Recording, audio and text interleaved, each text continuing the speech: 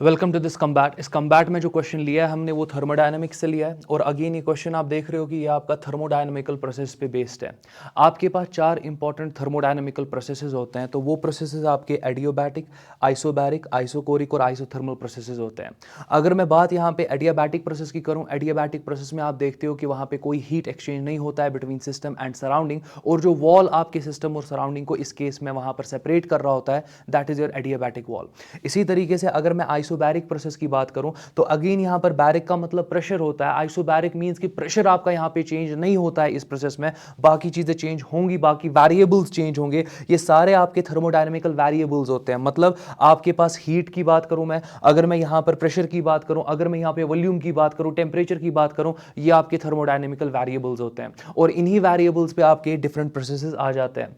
Similarly अगर मैं यहां पे आइसोकोरिक की बात करूं, वहां पर आप देखते हो कि आपका वॉल्यूम चेंज नहीं होता है और आइसोथर्मल में आपका टेम्परेचर चेंज नहीं होता है। तो कांस्टेंट कहां पे क्या रहता है पहले वो देखो।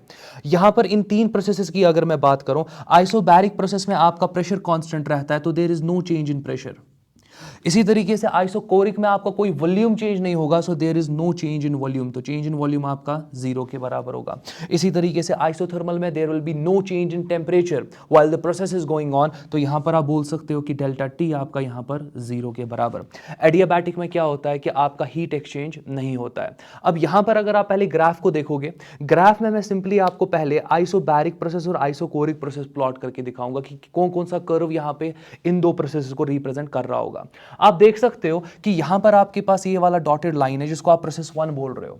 प्रोसेस वन में आप यहां पर इनिशियली यहां से स्टार्ट कर रहे हो, फाइनली यहां पे जा रहे हो। इस प्रोसेस के दौरान आप देख रहे हो कि यहां प्रेशर चेंज हो रहा है, क्योंकि आप ऊपर से नीचे आ रहे हो, प्रेशर आपका डिक्रीज हो रहा है। मगर आप यहां पे देख रहे हो कि वॉल्यूम पे कोई फर्क नहीं आ रहा है। यहां पर आपका ग्राफ आगे पीछे नहीं कर रहा है, क्योंकि जब आप ऊपर से नीचे आ रहे हो आप देख रहे हो कि यहां पर आपका वॉल्यूम जो है वो कांस्टेंट रह रहा है।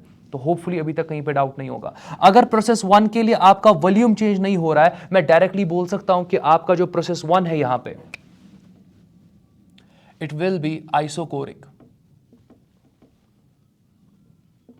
तो पहला पार्ट हो गया। तो मैंने यहां पर प्रोसेस वन को पहले एनालाइज किया। प्रोसेस वन में मैंने देखा ठीक है प्रेशर आपका कम कम होते जा रहा है, मगर आप देख रहे हो कि यहां पर वॉल्यूम का फ्लक्चुएशन नहीं हो रहा है। दैट मींस यहां पर आप दिमाग में क्या रखा करोगे, आप देखोगे कि ये जो आपके पास प्रोसेस है, ये जो आपके पास प्रोसेस है, इस प्रोसेस के लिए आप अगर इसको थोड़ा यहां पे एक्सटेंड करोगे, आप देखोगे इस प्रोसेस के लिए वॉल्यूम का सिर्फ एक वैल्यू आपको मिल रहा है। सो ये प्रोसेस आपका यहां पर क्या होगा, आइसोकोरिक, क्योंकि वॉल्यूम कांस्टेंट रह रहा है, वॉल्यूम का कोई दूसरा वैल्यू आपको इस प्रोसेस के लिए नहीं मिल रहा है। इसी तरीके से अगर मैं प्रोसेस फोर की बात करूं, प्रोसेस फोर की अगर मैं बात करूं, यहां पर आप देखो आप इनिशियल टू फाइनल जा रहे हो, इनिशियल टू फाइनल जा रहे हो, आप देखो यहां पर कि आपका वॉल्यूम चेंज हो रहा है, मगर अगर मैं इसको एक्सटेंड यहां पे करूं, आप देखो एक कांस्टेंट प्रेशर पे आपका वॉल्यूम चेंज हो रहा है।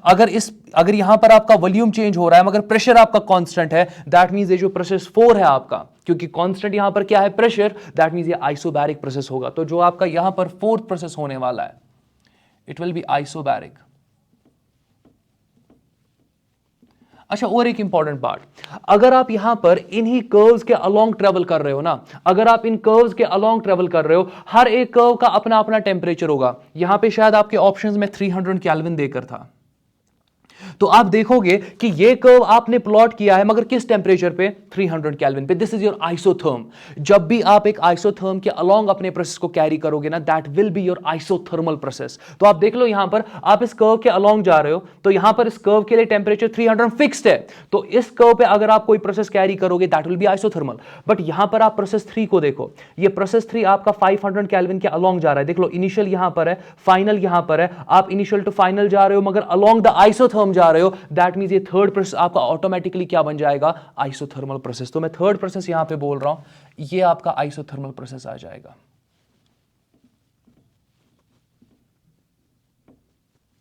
तो ऑटोमेटिकली जो आपका यहां पर सेकंड प्रोसेस रह रहा है ये एडियाबैटिक होगा ना, बट यहां पर ये एडियाबैटिक क्यों होगा, मैंने हर एक का रीजन दे दिया आपको और आप सेटिस्फाई हुए होंगे, बट ये वाला कर्व मैं एडियाबैटिक क्यों कह रहा हूं, इसके लिए आपको पहले इंपॉर्टेंट पता होना चाहिए आइसोथर्मल प्रोसेस का वर्क। अगर मैं आइसोथर्मल प्रोसेस की बात करूं,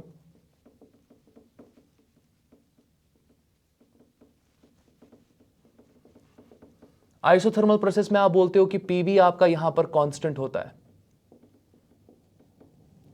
अगर पीवी आपका कांस्टेंट होता है, चलो डिफरेंशिएट करते हैं, देख लो प्रेशर को वहीं पे रख रहा हूं, चेंज वॉल्यूम में देखूंगा, प्लस फिर आपके पास वॉल्यूम में वॉल्यूम को वहीं पे रखूंगा, प्रेशर में चेंज देखने वाला हूं।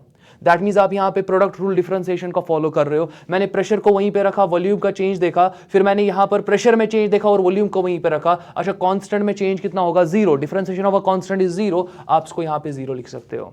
फर्दर अगर मैं बात यहां पे करूं, अगर मैं आप सिंपली देखते जाओ, आपका जो ग्राफ यहां पर है वो प्रेशर और वो आपके यहां पे वॉल्यूम के बीच में आपने प्लॉट करा है। दैट मीन्स अगर मैं इस ग्राफ की स्लोप की बात करूं, वो आपका dp बाई dv होगा, या मैं ऐसे भी बोल सकता हूं delta P by delta we. ये रिप्रेजेंट किसको करेगा? ये यहां पर आपके ग्राफ के स्लोप को रिप्रेजेंट करेगा। तो ये आपका स्लोप होने वाला है, ये आपका स्लोप होने वाला है। जरा यहां पर अब मैं इवैल्यूएट करता हूं delta P by delta V, मैं लिख सकता हूं delta P into V it is equal to P times delta V. तो यहां मगर नेगेटिव आ जाएगा क्योंकि आप इसको यहां ट्रांसपोज करोगे तो माइनस पी डेल वी आ जाएगा। मैं यहां पर फर्दर बोल सकता हूं कि डेल्टा पी, इस डेल्टा वी को डिनोमिनेटर में लाता हूं, delta V it is equal to, यहां पर आपके पास माइनस पी बाई वी आ जाएगा। ये आपको मेमोराइज होना चाहिए। दैट मींस मुझे ये डिराइव नहीं करना था, आपको पहले ही पता होना चाहिए था कि आइसोथर्मल प्रोसेस के लिए अगर आप स्लोप की बात करोगे it is minus P by V, it is minus P by V. इसी तरीके से आपके पास होता है एडियाबैटिक प्रोसेस। एडियाबैटिक प्रोसेस की अगर मैं बात करूं,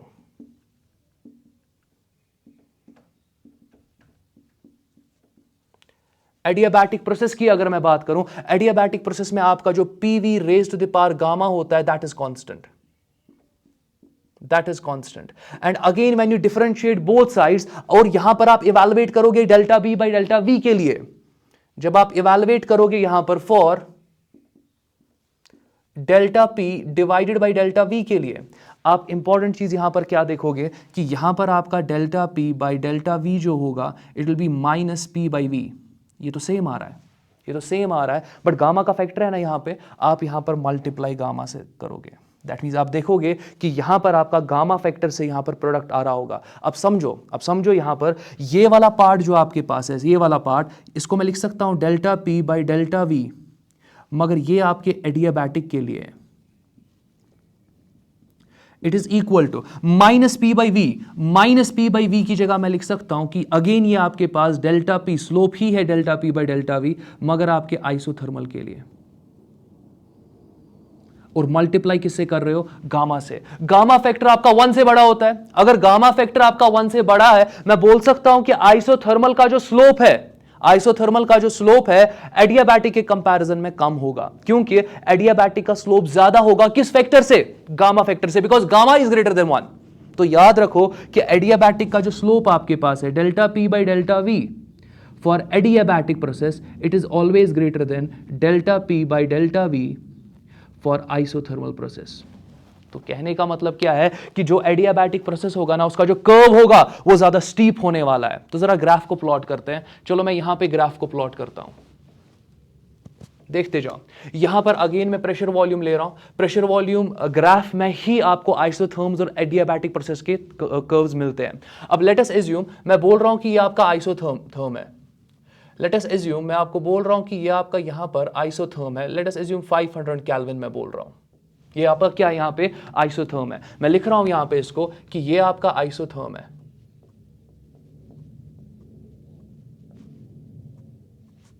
अब एक चीज इंपॉर्टेंट है, जब गामा का वैल्यू 1 के बराबर होगा तब दोनों का स्लोप क्या होगा? सेम होगा। जब गामा का वैल्यू 1 होगा तब आप देखोगे दोनों का स्लोप क्या होगा? सेम होगा। तो कोई ना कोई पॉइंट होगा जहां पर दोनों प्रोसेसेस के लिए स्लोप सेम होगा। Let this point be that. तो अभी तक डाउट होना नहीं चाहिए। बट फर्दर अगर मैं आगे अब चलूं, आप देखोगे कि यहां पर एडियाबैटिक प्रोसेस के लिए आपका स्लोप नीचे की तरफ चला जाएगा। क्यों? क्योंकि एडियाबैटिक कर्व का जो स्लोप है वो ज्यादा स्टीप है in comparison to isothermal process, isotherm, क्योंकि आप इस इक्वेशन से देख रहे हो। तो कहने का मतलब यह है कि अगर आपके पास ये आइसोथर्म होगा, अगर आइसोथर्म से ज्यादा कोई स्टीप आपके पास कर्व होगी, बट इनमें एक कॉमन पॉइंट होना चाहिए, आप बोल सकते हो कि ये स्टीप वाला कर्व रिप्रेजेंट किसको करेगा? एडियाबैटिक प्रोसेस को। अब तो आपने सीख लिया, अब आपको दिमाग में होगा, अब आप पूरा कॉन्फिडेंटली यहां पर आंसर कर सकते हो। आप देखते जाओ, ये आपका 500 केल्विन आइसोथर्म है, ये वाला प्रोसेस, बट आप देख रहे हो कि यहां पर इनिशियल टू फाइनल आप और एक कर्व ले रहे हो, और इसका भी एक कॉमन पॉइंट है। यहां पे ये कर्व जा रहा है और ये ज्यादा स्टीप है, और ये आपके प्रोसेस 2 को यहां पे रिप्रेजेंट कर रहा है। दैट मींस प्रोसेस 2 आपका फिर क्या होगा? ये आपका एडियाबैटिक होगा। प्रोसेस 2 आपका यहां पर क्या होगा, ये एडियाबैटिक होगा। अब देख लो यहां पर पूरे लेक्चर में अगर मैं बात करूं, पूरे कम्बैट की अगर मैं बात करूं, इस पॉइंट को प्लीज आप टेक केयर करना, ये वाला पॉइंट। अच्छा इस पॉइंट को आप टेक केयर करना यहां पे आइसोथर्मल प्रोसेस के लिए। अच्छा ये पॉइंट अगेन आप पेन डाउन करोगे फॉर एडियाबैटिक प्रोसेस, क्योंकि अगर आपको ये चीजें पता होंगी ना, आप वर्क फॉर एडियाबैटिक प्रोसेस निकाल सकते हो बस इस इक्वेशन से। इसी तरीके से आप इस चीज का टेक केयर करोगे। ये सारे पॉइंट्स इंपॉर्टेंट है आपके लिए, तो इन पॉइंट्स का आप टेक केयर करोगे, इनको पेन डाउन करो अपनी जगह पे, इनको बार बार रिपीट करो, इन पे कुछ ना कुछ क्वेश्चन आपको मिल ही जाएगा।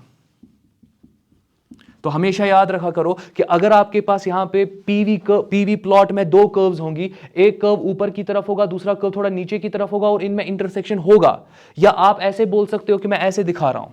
एक बार और देख लो, let us suppose again this is your PV plot, this is your PV plot here, मैं एक कर्व ऐसे ले रहा हूं, दिस इज योर आइसोथर्म, मैं बोल रहा हूं ये 500 है। अच्छा दूसरी कर्व मैं कुछ इस स्टाइल से ले रहा हूं, अब देखते जाओ, अब तो ये इंटरसेक्ट नहीं कर रही है ना, मगर आप यहां पे रेड कर्व को क्या कर सकते हो, आप इसको सिंपली बैकवर्ड एक्सटेंड कर सकते हो, आप देखोगे कोई ना कोई पॉइंट यहां पे इंटरसेक्शन मिलेगा। दैट मींस अगर ये आइसोथर्मल प्रोसेस को रिप्रेजेंट कर रही है, ये जो है यहां पर ये आपके एडियाबैटिक प्रोसेस को रिप्रेजेंट करेगी। तो अब जरा ऑप्शन देखते हैं, आपके पास यहां पर प्रोसेस 1 जो था, प्रोसेस 1 जो आपके पास है वो आइसोकोरिक है, प्रोसेस 1 आपके पास यहां पर आइसोकोरिक है, दैट मींस आपका P2C जाएगा, P2C जाएगा। अच्छा प्रोसेस 4 आपका आइसोबैरिक है, प्रोसेस 4 आपका यहां पर आइसोबैरिक है, आप देख सकते हो कि यहां पर S2B जाएगा। इसी तरीके से आप देख लो प्रोसेस 3 जो आपके पास है आइसोथर्मल, प्रोसेस 3 आपका यहां पर आइसोथर्मल है, ये R2D जाएगा। और लास्ट में आपका जो यहां पर प्रोसेस 2 है, प्रोसेस 2 एडियाबैटिक है, Q2A जाएगा। अब जरा देख लो कोई ऑप्शन, पहला ऑप्शन चेक करते हैं, P2C सही जा रहा है, Q2A सही जा रहा है, R2D भी सही जा रहा है, फिर S2B दैट मींस ये ऑप्शन आपका सही जा रहा है, यहां मैचेस सही लग रहे हैं, ऑप्शन ए इसका करेक्ट होगा। नेक्स्ट कम्बैट में मिलते हैं।